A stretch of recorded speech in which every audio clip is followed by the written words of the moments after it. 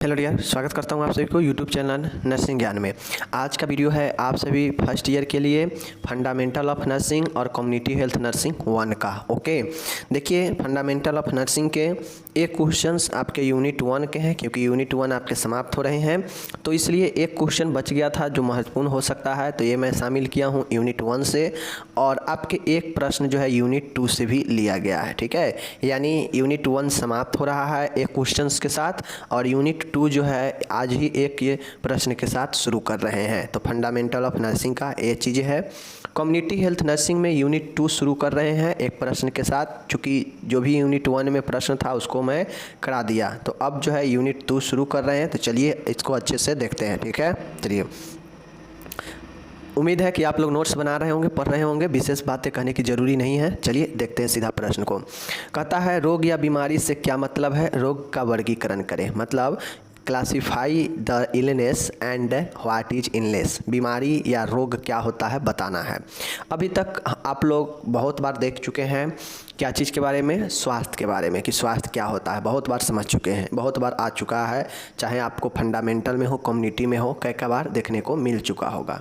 तो स्वास्थ्य हो गया। अब हम लोग यहाँ पे देखेंगे रोग, वो तो स्वास्थ्य था।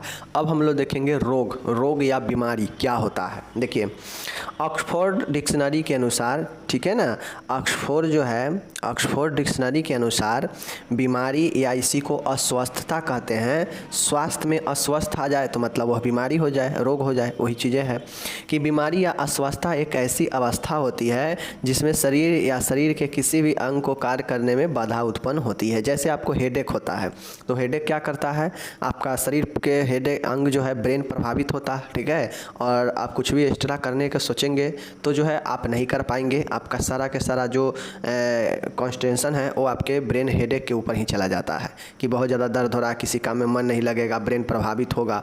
तो वही कहता है, ऑक्सफोर्ड के अनुसार कहा गया कि बीमारी या अस्वस्थता एक ऐसी अवस्था, कंडीशन होता है जहाँ जिसमें शरीर या शरीर के, या तो संपूर्ण शरीर भी प्रभावित हो सकता है या शरीर के किसी एक अंग भी जो है प्रभावित हो सकता है, और इसके कारण शरीर का अंग जो है कार्य करने में क्या होता है, बाधा उत्पन्न होता है।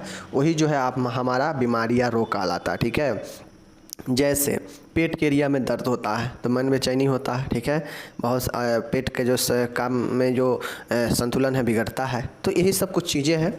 तो सीधा सीधा समझिए कि बीमारी या अस्वस्थता एक बीमारी या रोग या अस्वस्थता एक ऐसी कंडीशन यानी अवस्था है जहाँ पे शरीर या शरीर के कोई अंग जो है प्रभावित होता है और इसके अंगों के कार्य करने में बाधा उत्पन्न होती है।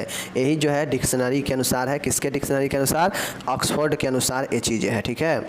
इंग्लिश वाले इंग्लिश में देख लीजिएगा, यहाँ पे इंग्लिश में दिया गया है। अब हम लोग यहाँ पे देखेंगे वेस्टर शब्दकोश के अनुसार, एक है ऑक्सफोर्ड और एक है वेस्टर डिक्शनरी, ठीक है। वेस्टर डिक्शनरी के अनुसार क्या है कि अस्वस्थता या बीमारी वह अवस्था है, इतना तक तो सेम है, जिसमें पूरे शरीर के क्षति पहुंचती है तथा शारीरिक, मानसिक, सामाजिक एवं आध्यात्मिक रूप से अस्वस्थ रहती है।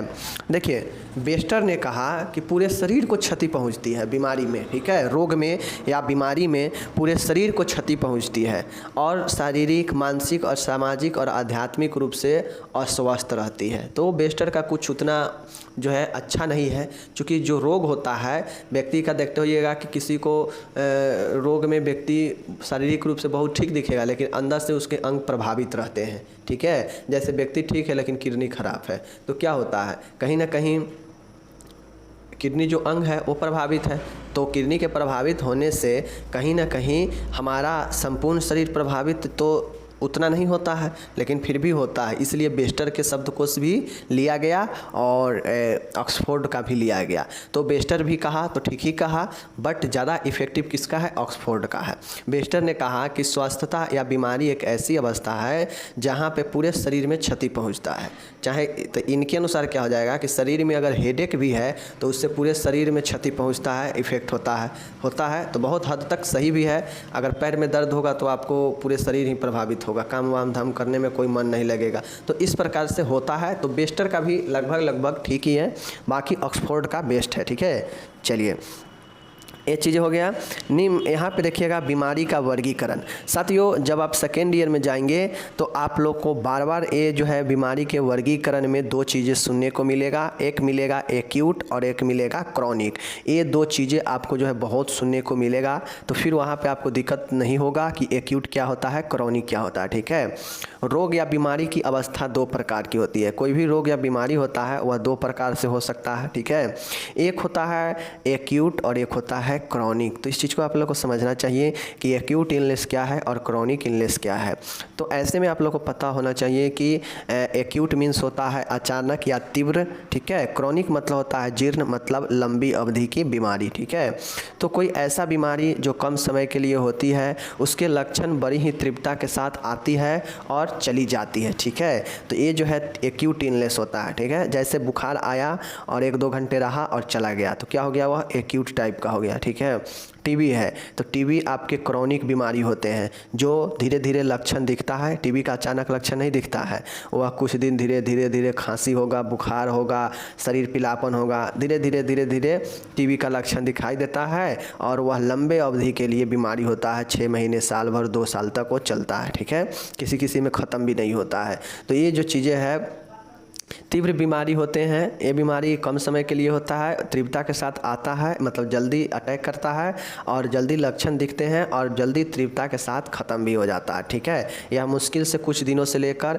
कुछ सप्ताह तक जो है ख़त्म हो जाते हैं, यही जो है एक्यूट होता है। ठीक है, क्रॉनिक क्या होता है, तो क्रॉनिक आपके जो है यह लंबे समय की बीमारी होता है। ठीक है, ज़्यादा समय का, यह किसी भी अवस्था के कार्य को प्रभावित करती है, यह किसी भी कंडीशन में जो है क्या करता है, कार्य को प्रभावित करेगा।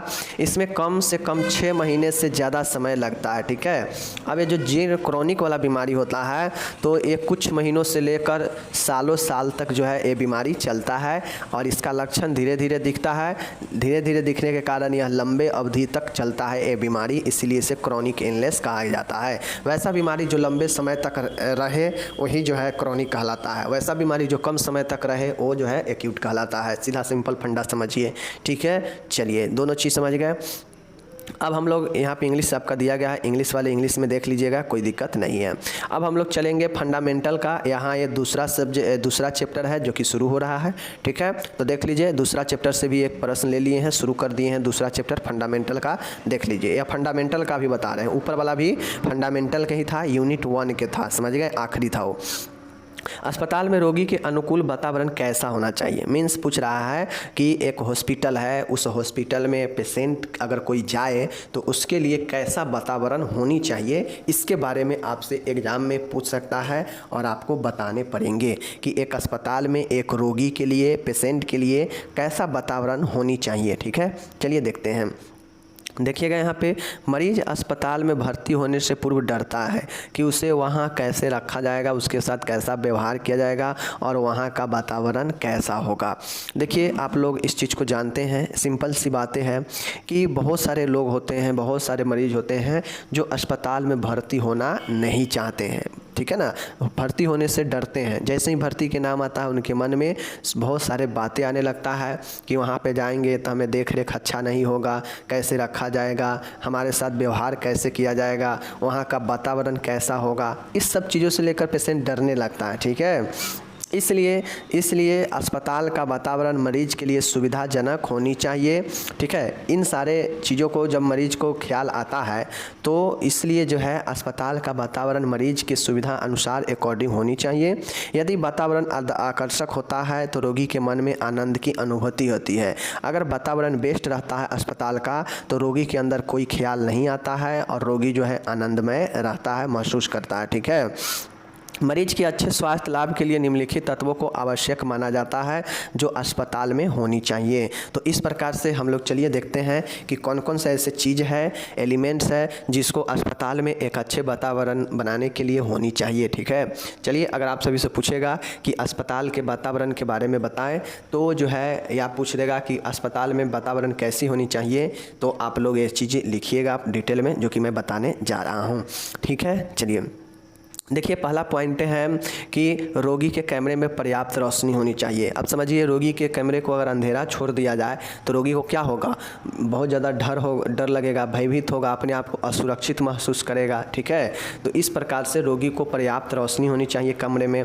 रोगी के कमरे में वायु की पर्याप्त संचार हो। अब ऐसा नहीं है कि रोगी भर्ती है और उसके कमरों को जो है एकदम बंद पड़ा कमरा में रखना है, तो ऐसे में वायु नहीं आएगा तो दिक्कत होगा। ठीक है, रोगी के कमरे में मल मूत्र एवं कचरे के सुरक्षित परित्याग की व्यवस्था हो। अब जो पेशेंट होता है, अलग अलग पेशेंट होता है। कुछ पेशेंट होते हैं जो अपने से मल मूत्र त्यागने चले जाते हैं बाथरूम में, बट कुछ ऐसे पेशेंट होते हैं जो बेड से नहीं उठ पाते हैं, तो उनके लिए जो है एक अच्छा जो है व्यवस्था होना चाहिए, जो मल मूत्र का कचरा हो सके सुरक्षित रूप से उसे जो है डिस्पोज किया जा सके, ऐसा व्यवस्था होनी चाहिए कमरे में ही। ठीक है, नेक्स्ट देखिएगा, रोगी द्वारा उपयोग में जो भी लाए जाने वाला फर्नीचर एवं अन्य समस्त सतह है की सफाई होनी चाहिए। अब रोगी जहाँ भी रहता हो, जो भी फर्नीचर हो या बेड वगैरह हो, उसका बिल्कुल जो है क्या होनी चाहिए, साफ और सुथरा जो है सतह होना चाहिए जहाँ पे भी वो पेशेंट है। ठीक है, तो ये सब जो है क्या करता है, व्यक्ति के मन में भी जो है डर को दूर करता है और व्यक्ति के मन में भी जो है क्या होता है, आनंद आता है, मन लगता है रहने में। ठीक है, तो साफ सफाई होनी चाहिए वातावरण की। नेक्स्ट है पांचवा है, रोगी के कमरे के नियमित रूप से सफाई होनी चाहिए। अब उसके सतह के, बेड के, फर्नीचर के तो होगा ही होगा, साथ में रोगी के जो चूँकि एक कमरे में बहुत सारे रोगी रहते हैं, तो ऐसे में उसके कमरे को भी साफ सफाई होनी चाहिए, ये ज़रूरी है नियमित रूप से। डेटॉल इत्यादि से रोज़ फर्श पर पोछा लगना चाहिए। अब एक कमरे को, एक हॉस्पिटल के अच्छे वातावरण के लिए प्रतिदिन जो है डेटॉल से, ठीक है, डेटॉल से या कोई भी और रासायनिक केमिकल होता है उससे जो है फर्श पे पोछा लगना ज़रूरी है। ठीक है, तो ये चीज़ें सब महत्वपूर्ण है। रोगी के कमरे के आसपास का वातावरण शोर मुक्त होनी चाहिए। अब रोगी जहां रहता हो उसके आसपास जो है, उसके रूम के बगल में जो है आसपास शोरगुल नहीं होनी चाहिए, शोर मुक्त होनी चाहिए।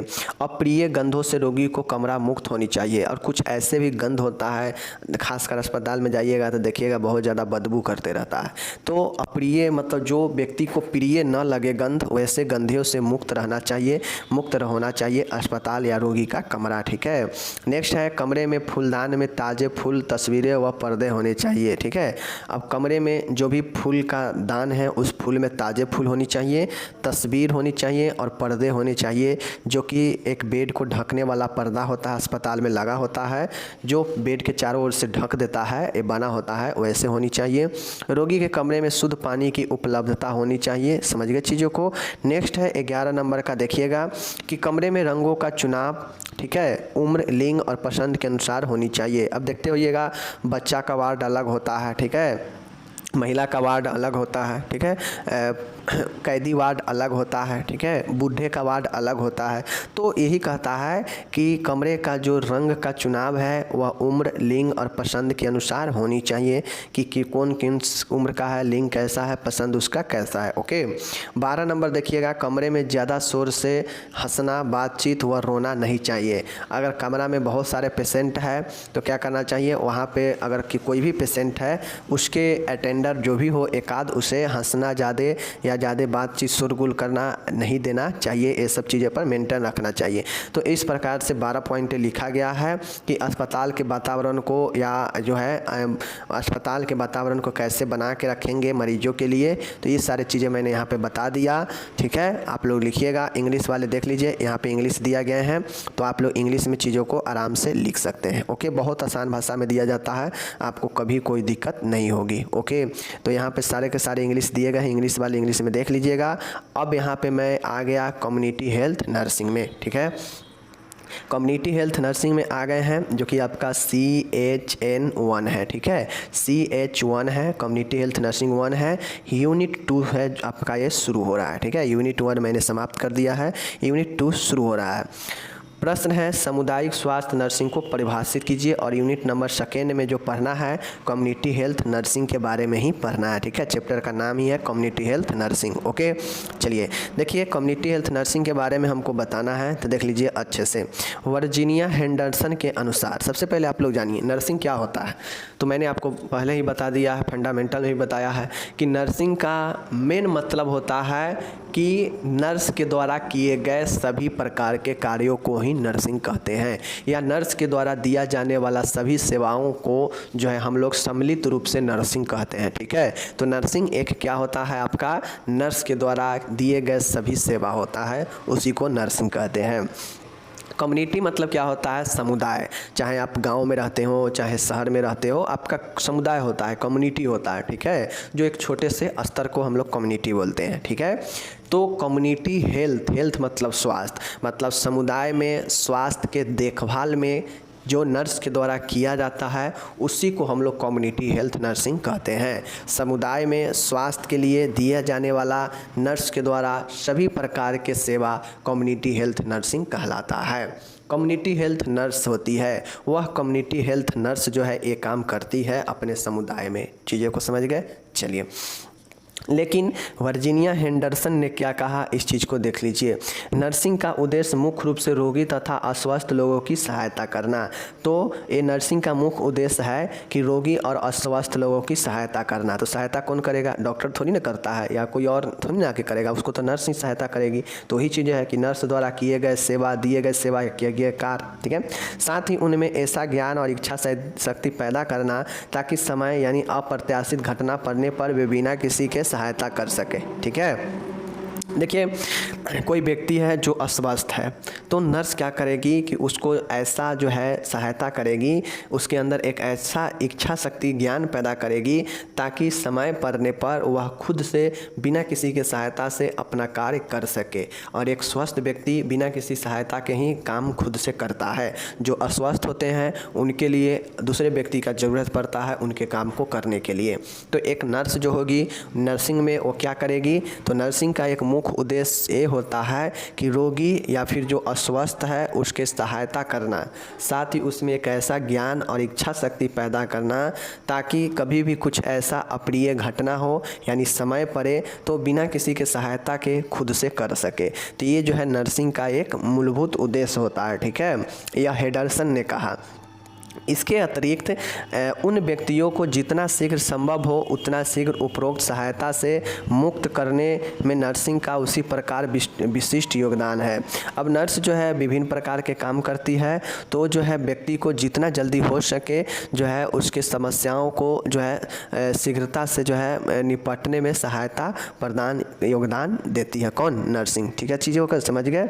चलिए, अब यहाँ पे देखिए क्या लिखा है, मेन महत्वपूर्ण चीज़ें यहाँ पे है। नर्स समुदाय उनके दैनिक कार्यों एवं बीमारियों का सामना करने की आवश्यकताओं को पूरा करने में सहायता करता है। नर्सिंग प्रक्रिया के द्वारा व्यक्तियों, परिवारों तथा सामुदायिक समूहों की स्वास्थ्य समस्याओं से उत्पन्न स्थितियों के अनुसार देखभाल की जाती है। देखिए ये नर्सिंग प्रक्रिया भी बता दिया है, खिचड़ी इसमें कर दिया है। ठीक है, सीधा से मैं आपको एक चीज़ बता देता हूँ।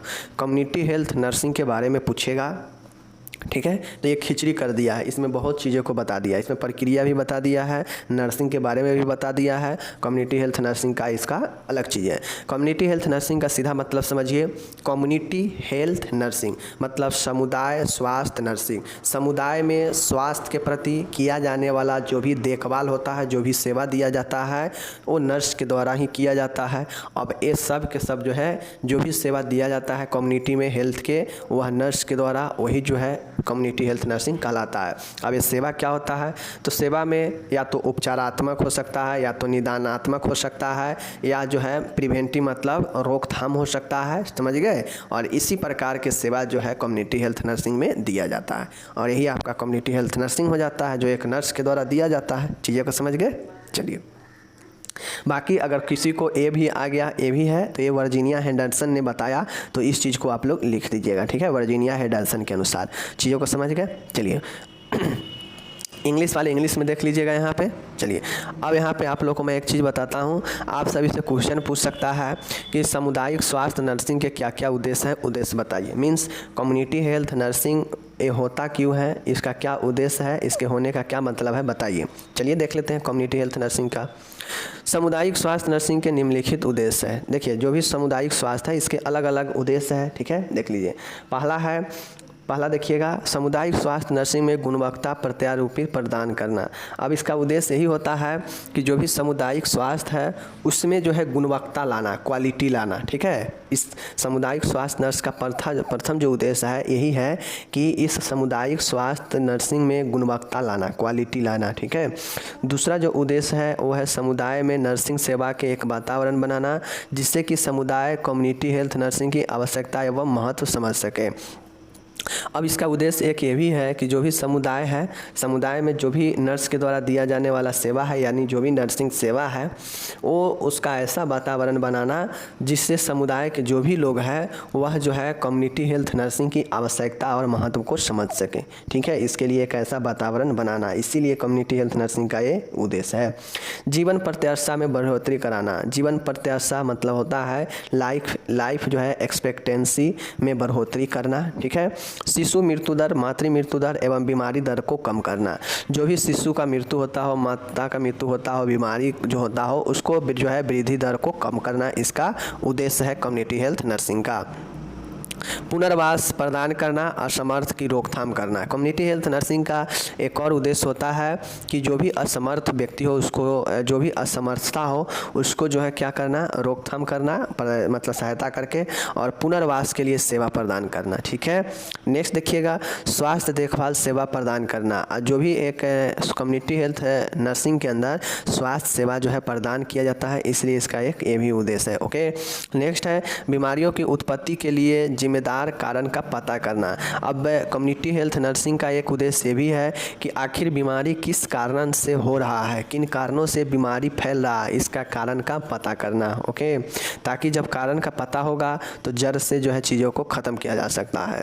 स्वास्थ्य कार्यक्रमों का मूल्यांकन करना तथा आगे की योजना बनाना। चूँकि कम्युनिटी हेल्थ नर्सिंग में नर्स के द्वारा किया गया कार्य होता है या दिया गया सेवा होता है, तो नर्स जो है क्या करती है कम्युनिटी हेल्थ में, वह जो है विभिन्न कार्यक्रमों को मूल्यांकन करती है और आगे का योजना भी बनाती है। ठीक है, सामुदायिक निदान योजना, वह जो है कम्युनिटी में जो भी रोग है उसके निदान का योजना बनाती है। ठीक है, इसके अंदर इसका ये भी उद्देश्य है।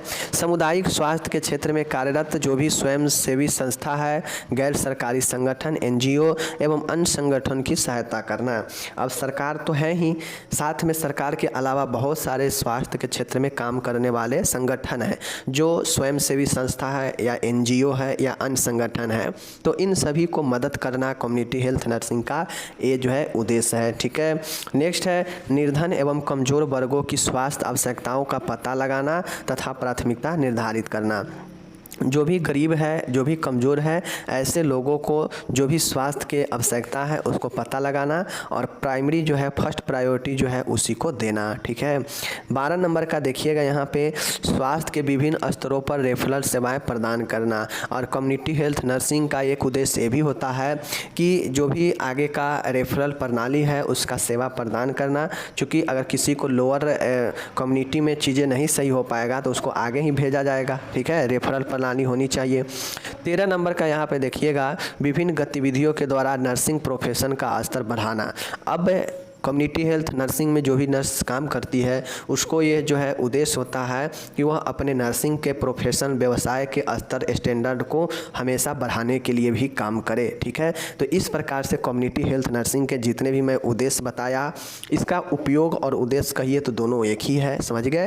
तो अगर आपसे कम्युनिटी हेल्थ नर्सिंग के पर्पज़, ऑब्जेक्टिव्स पूछ दे तो ये सारे के सारे पॉइंट आप लिख दीजिएगा। ओके, कोई दिक्कत? चलिए एक और क्वेश्चन शामिल किए हम लोग, उसको देख लेते हैं। एक और क्वेश्चन है, PDF आपको डिस्क्रिप्शन से मिल जाएगा, इसलिए हिंदी और इंग्लिश के टेंशन नहीं लीजिए, समझना है पहले समझिए। सामुदायिक स्वास्थ्य, सामुदायिक नर्स के, कम्युनिटी नर्स के जो है गुण पूछ रहा है। ठीक है, अब यहाँ पे क्या पूछ रहा है, क्वालिटीज ऑफ कम्युनिटी नर्स, बहुत महत्वपूर्ण है। आपसे पूछ सकता है कि सामुदायिक स्वास्थ्य नर्स के जो है गुण बताइए, कौन कौन से गुण होते हैं। तो साथियों, एक नर्स के अंदर, कोई भी नर्स हो उसके अंदर, चाहे आपसे मानसिक नर्स के पूछे, कम्युनिटी नर्स के बारे में पूछे, एक नॉर्मल नर्स के बारे में पूछे, उसमें क्या क्या क्वालिटी कैरेक्टरिस्ट होनी चाहिए, चलिए बताते हैं। देख लीजिए, नर्स के गुण निम्नलिखित होते हैं। क्या क्या गुण होते हैं? पहला, ईमानदारी और निष्ठा होनी चाहिए किसी भी नर्स के अंदर। अनुशासन और आज्ञा पालन होनी चाहिए उसके अंदर, ठीक है। उसके अंदर सतर्कता और बुद्धिमत्ता का परीक्षण करने का जो है क्षमता होनी चाहिए, ठीक है। ये चीज़ों को ध्यान में रखिएगा। चौथा है तकनीकी टेक्निकल क्वालिफिकेशन होनी चाहिए, जैसे कंप्यूटर या बहुत सारे मशीन चलाने आनी चाहिए। विश्वसनीय एवं समन्वयशीलता होनी चाहिए, उससे जो है विश्वसनीय और समन्वयशीलता होनी चाहिए। विश्वास प्रेरित करने की योग्यता होनी चाहिए। अब आपके अंदर एक क्वालिटी ये भी होनी चाहिए कि आप पेशेंट को देखने जा रहे हैं तो पेशेंट के अंदर विश्वास पैदा करें, ठीक है। नेक्स्ट है अपने साथियों के प्रति स्नेह रहे। अब नर्स एक होती नहीं है, नर्स बहुत सारे नर्स होती है एक ही संस्थान में, तो सबके प्रति स्नेह की भावना रखें, द्वेष का भावना नहीं रखना चाहिए। युक्तिपूर्णता, समय, सामग्री और ऊर्जा की मितव्ययता, मतलब समय के अनुसार जो है जितना चाहिए उतना ही सामग्री और ऊर्जा का क्या करें, व्यय करें, एक्स्ट्रा नहीं करें, ठीक है। नौवां, शालीनता और गरिमामय होनी चाहिए एक नर्स को। सहानुभूति, संवेदना, व्यवहार कुशलता एवं संतुलन भी होनी चाहिए एक नर्स के अंदर, एक गुण है, ओके। 11 नंबर का देखिएगा, बुद्धिमत्ता एवं व्यवहारिक ज्ञान। किसी भी एक नर्स में बुद्धिमत्ता और व्यवहारिक ज्ञान होना बहुत ज़रूरी होता है, ओके। 12 नंबर का देखिएगा, एक नर्स को धैर्यवान और विनोद प्रियते होनी चाहिए, ओके। अच्छा मानसिक और शारीरिक स्वास्थ्य बेहतर होनी चाहिए एक नर्स को, क्योंकि आप दूसरे को देखने जा रहे हैं तो पहले खुद को तो फिट हो लीजिए। नेक्स्ट है उदार किस्म की होनी चाहिए, मतलब कोई छल कपट नहीं होनी चाहिए। सौजन्यता एवं शांति प्रियता होनी चाहिए एक नर्स के अंदर। तो इस प्रकार से ये 15 मैंने चीज़ें आपको पॉइंट बताया, ये सारे के सारे एक नर्स के अंदर चीज़ें होनी चाहिए, तो जो है वही जो है एक कम्युनिटी नर्स का या कोई भी नर्स का गुण होता है, ओके। चीज़ें बता दिए। नीचे यहाँ पे इंग्लिश में दिया गया है, इंग्लिश वाले इंग्लिश में देख लीजिएगा। मिलेंगे अगले वीडियो में, तब तक आप अपना ख्याल रखिए और कैसा पढ़ाई लग रहा है ज़रूर कमेंट करके बताइए। किसी भी स्टेट से कोई दिक्कत नहीं है, आँख बंद करके पढ़ाई कीजिए। तब तक मिलेंगे अगले वीडियो में, धन्यवाद।